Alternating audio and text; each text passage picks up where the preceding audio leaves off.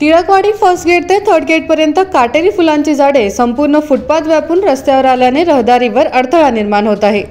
First gate पासून third gate पर्यंत footpath व लाईट खांबे बसवण्यात आले आहेत, मात्र या काटेरी झुडप्यामुळे फुटपाथ असूनही नसल्यासारखी परिस्थिती निर्माण झाली आहे।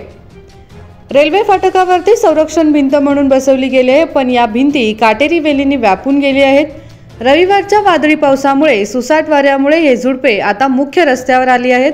ही धोकादायक झुडपे काढून होणारा संभाव्य धोका टाळावा अशी मागणी केली जात आहे। रहिवासी आहे आणि मी चालत आता चालले।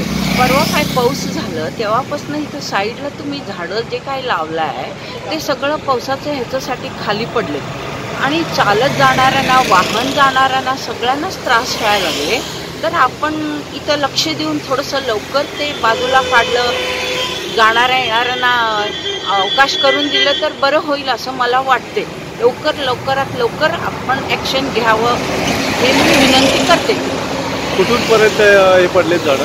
हां, झाडं खूप फर्स्ट गेटपासनं थर्ड गेटपर्यंत पडले, तर कोणी लक्ष नाही दिले तर कसं होणार?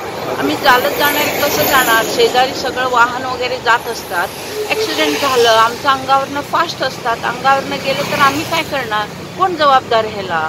हां, थोडं तुम्ही का लक्ष देऊन तुमचं म्युन्सिपाल्टीवाले सगळं स्वच्छ करतात हे तुमच्यापर्यंत रिपोर्ट नाही करत का? त्यांनी कामगार लोक त्यांनी ॲक्च्युली काढायला पाहिजे, का नाही काढले?